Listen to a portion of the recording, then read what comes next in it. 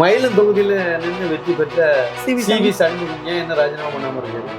நம்ம அதிமுகவும் சார்பா என்ன பெரிய அளவில் ஆதரவு அவர் கொடுக்கல, அப்படியே சைலண்டா. அவர் தான் முத இது விஜய் கட்சிக்கு போறதுக்கு அணி சேர்த்ததே அவர் தான். 25 பேர் ஆதரவுன்னு சொல்லிட்டு கிளப்புறதே அவர் தான் கிளம்பினாரு. ஏன் அவர் போக வேண்டியதானே? ராஜினாமா பண்ணிட்டு டக்குனு போய் சேர வேண்டியதானே? ஏன் சேர? முதல்ல திருந்த வேண்டியது விஜய். இந்த கிறிஸ்தவ முஸ்லீம் இவங்களுடைய ஓட்டு மொத்தமா கிடைக்கும்னு நம்பி நீங்க போனீங்கன்னா இப்ப எப்படி முக ஸ்டாலின் தெருவு வர போறாரோ அதுல நீங்களும் அவங்களுக்காக ஒவ்வொரு இந்துக்காரனையும் பகைச்சு தான் கருணாநிதி பார்மலா கால்டுவல் பார்மலா இது அதை இவர் ஃபாலோ பண்ணிதான் இப்ப ஒண்ணும் இல்லாம இவர் நிக்கிறாரு. சிம்பரனை சந்திக்கிறதுக்கு டைம் கொடுக்கிறாரு முதலமைச்சர் ஜோசப் விஜய். ஆனா ஒரு விஜயதரணி போய் சேர்றத ஒரு முன்னாள் எம்எல்ஏ அவங்க போய் சேர்றாங்க. அவங்கள சந்திக்க என்ன 2 நிமிஷம் அவங்க ஒரு பொண்ணாட போறதுக்கு போட்டோ எடுத்துட்டு போறாங்க. அவ்வளவுதானே? உங்களுக்கு கண்டிப்பா நாங்க நல்லது செய்வோம்னு சொல்ல போறீங்க, ஏதோ 2 வார்த்தை சொல்ல போறீங்க. இதுக்கு கூட ஒரு கட்சியினுடைய தலைவர் சம்மதிக்கல. எடப்பாடி பழனிசாமியும் திமுகவும் ஒரு அண்டர்லிங்ல தான் இருக்குங்க. அப்போ அப்படி இருக்கும்போது நீங்க 2 பேருமே தேவையில்லைன்னு ஒரு முடிவுக்கு வராங்க. எதிர்த்தால நீங்க அண்ணாமலையே ஒரு முதலமைச்சர் வேட்பாளரை விட்டு இருந்தா அப்போ நீங்க அண்ணாமலை படிச்சவனுக்கு ஓட்டு போடுறதா இல்ல நடித்தவனுக்கு ஓட்டு போடுறதான்னு ஒரு முடிவு எடுத்திருப்பாங்க. வாய்ப்பை கொடுக்கலையே. அவரை முதலமைச்சர் வேட்பாளர்ல இருந்து கலத்தி விட்டுருக்கீங்களா? வந்த சந்தர்ப்பத்தையும் நாசம் பண்ணி விட்டுருக்கீங்க. பிறகு விஜய்க்கு ஓட்டு போட்டாங்க அப்படிதான் போட்டாங்க.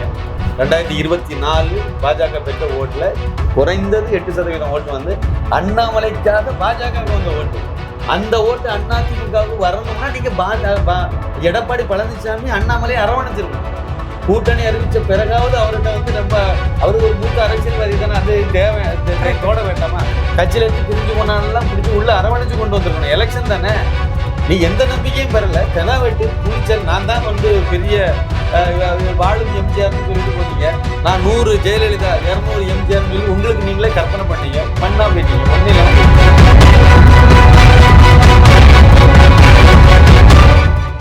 ஒரு சின்ன வேண்டுகோள். நான் எழுதி திரு அண்ணாமலை ஐபிஎஸ் அவர்களால் வெளியிடப்பட்ட மோடியின் தமிழகம் புத்தகம் 368 பக்கங்கள், 350 ரூபாய். கொரியர் செலவு தமிழகம் பாண்டிச்சேரிக்கு 50 ரூபாய், மற்ற மாநிலங்களுக்கு 100 ரூபாய். நீங்கள் புத்தகம் தேவைப்படுறவங்க கொரியர் செலவோடு சேர்த்து தமிழகம் பாண்டிச்சேரிக்கு 400 ரூபாய் நீங்கள் அனுப்ப வேண்டியது இருக்கும். மற்ற மாநிலங்களுக்கு 450 ரூபாய் நீங்கள் அனுப்ப வேண்டியது இருக்கும். உங்களுடைய நம்பர் கொடுக்குறேன். அந்த நம்பருக்கு உங்களுடைய முகவரியை நீங்கள் வாட்ஸ்அப் மூலமாக அனுப்பிவிடுங்க. ஃபோன்பே அல்லது ஜிபே மூலமாக நீங்கள் பணத்தை அனுப்பிட்டு அந்த ரிசிப்டை வாட்ஸ்அப்பில் நீங்கள் எனக்கு அனுப்பிட்டீங்கன்னா புக்கு உங்களுக்கு வீடு சேர்ந்துடும். 9092345641 இதான் வாட்ஸ்அப் நம்பர், இதுதான் ஃபோன்பே நம்பர், இதுதான் ஜிபே நம்பர். வாட்ஸ்அப்பில் அட்ரஸ் அனுப்பிவிடுங்க. ஜிபே அல்லது ஃபோன் மூலமாக பணத்தை அனுப்பிவிடுங்க. எத்தனை புக்குங்கிறதையும் நீங்கள் மென்ஷன் பண்ணி விட்டுறீங்கன்னா புக்கு உங்களுக்கு வந்துடும். நன்றி. தமிழ் நேயர்களுக்கு வணக்கம். நீ நம்மோட நினைச்சிருக்க சிறப்பு இருந்தால் யார் அப்படின்னா, ஹிந்துடா திரைப்படத்தின் இயக்குனர் அரசியல் விமர்சகருமான சின்னப்பா கணேசன் இன்னைக்கு நம்மோட நினைச்சிருக்காரு. இன்னைக்கு நடக்கக்கூடிய பல விஷயங்களை பற்றி அவர்கிட்ட விவாதிச்சு தெரிஞ்சுப்போம். வாங்க சார். வணக்கம். வணக்கம் வணக்கம் வணக்கம். தமிழ் சொந்தங்களுக்கு எனது பணிவான வணக்கம். தாவேக்கால இப்போ கிட்டத்தட்ட பார்த்தீங்கன்னா எலெக்ஷன் இன்னைய தேதிக்கு இப்போ 32% ஓட்டு வாங்கியிருந்தாங்க. ஒருவேளை இப்போ நாளைக்கு தேர்தல் வருதுன்னா கிட்டத்தட்ட 45% ஓட்டு வாங்கி தாவேக்கானார் ஜெயிப்பாங்க. இதை பற்றி நீங்கள் எப்படி? சரி, எதுக்கு விஜய் 2 தொகுதியில் நின்னாரு?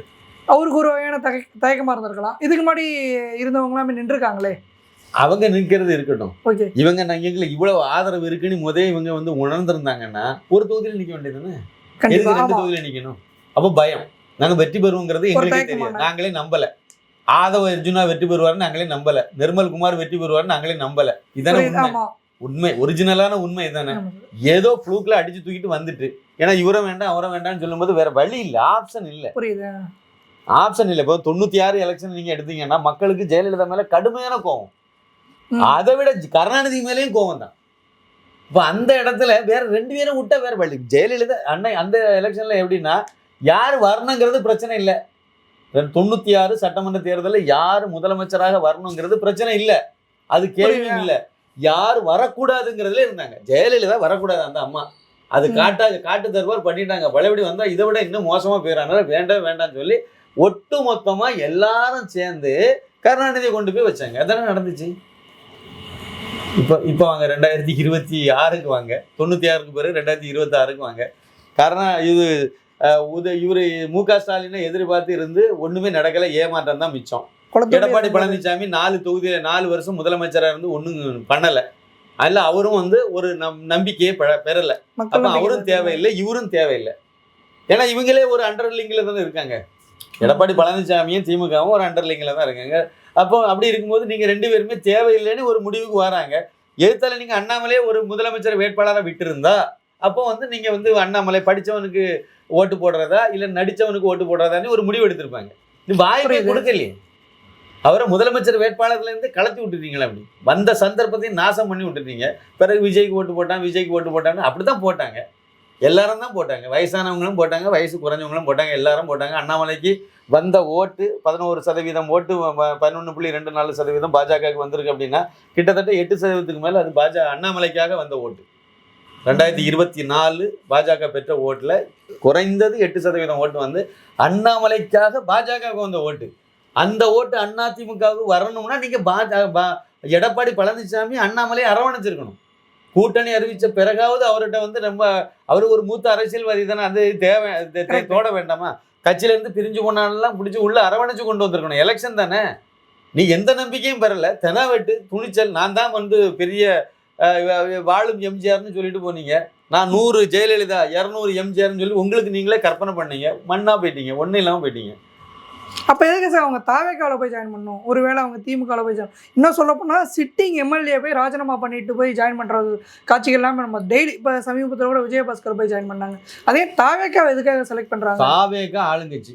ஆமாம், அங்கே போனால் பொழைப்பு ஓடுன்னு நினைக்கிறாங்க. ஆனால் போகிறவங்க யாராவது கொஞ்சமேனும் அவங்களுக்கு கொஞ்சம் அந்த சுயமரியாதை பற்றி நல்ல வாய்களையே பேசிட்டு தெரியுது இந்த கும்பல்.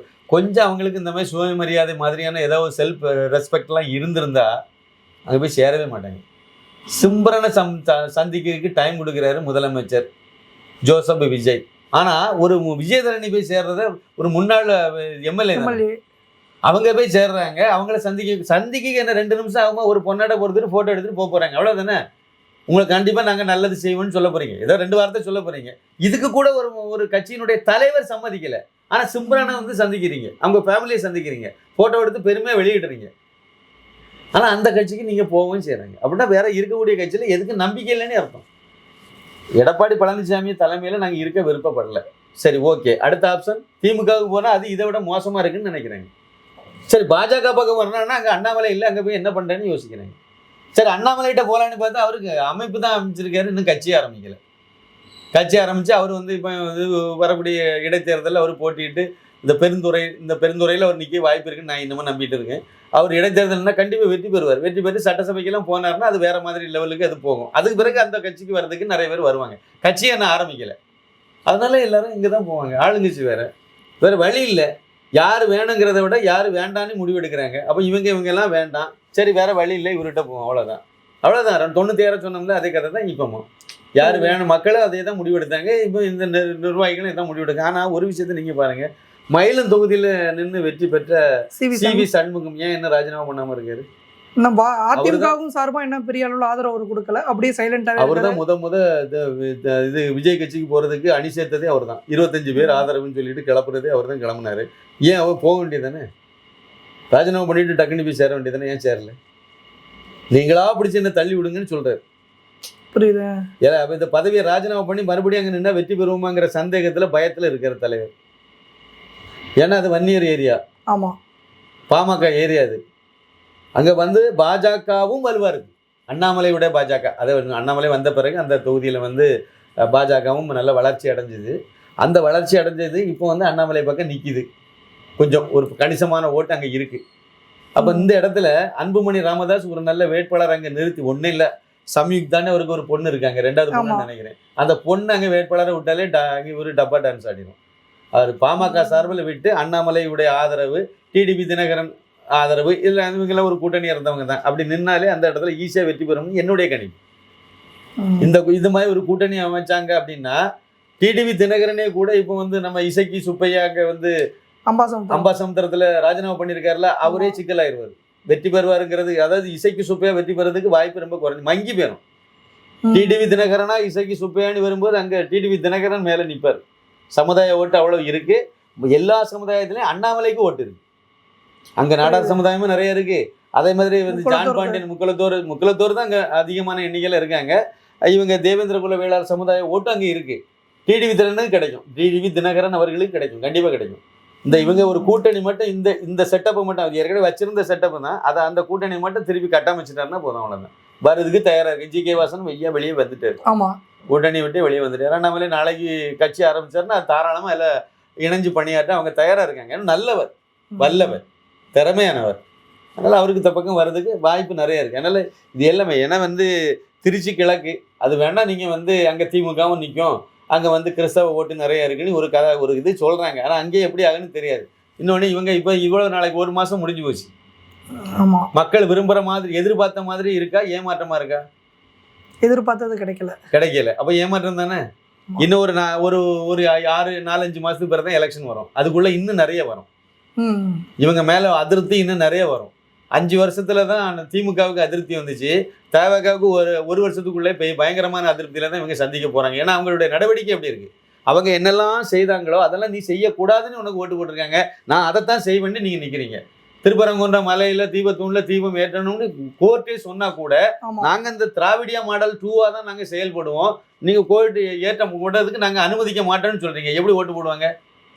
மறுபடி திருப்பரங்குன்றம் தொகுதியில நிர்மல் குமார் நின்னா எப்படி வெற்றி பெறுவார்? வாய்ப்பே இல்லை. இவங்க அதெல்லாம் இது மாதிரி அண்ணாமலையினுடைய உழைப்பு எல்லாம் சேர்த்து அறுவடை பண்ணுங்கிறதே அவங்களும் உணரல. இந்துக்களை பகைச்சிக்கிட்டு நம்ம ஒன்றும் செய்யாது, தப்பா போயிடும், பெரும்பான்மை சிறுபான்மை நீ ஏன் வைக்கணும், எல்லாருக்கும் சமமா நடப்புங்கிற எண்ணம் அவருக்கு வரல. அவர் என்ன நினைக்கிறாரு, நான் கொல்லூர் மூகாம்பிகை கோயிலுக்கு நான் போயிட்டு வந்துட்டோம்னா இந்துக்காரெல்லாம் ஏமாந்துருவான். இப்படிதான் ஸ்டாலின் நினைச்சிட்டு தான் ஏமாந்துட்டு இருக்காரு. இந்துக்காரன் ஓட்டம் போய், கிறிஸ்தவங்க ஓட்டம் போய், முஸ்லீம் ஓட்டம் என்ன போயிடும்.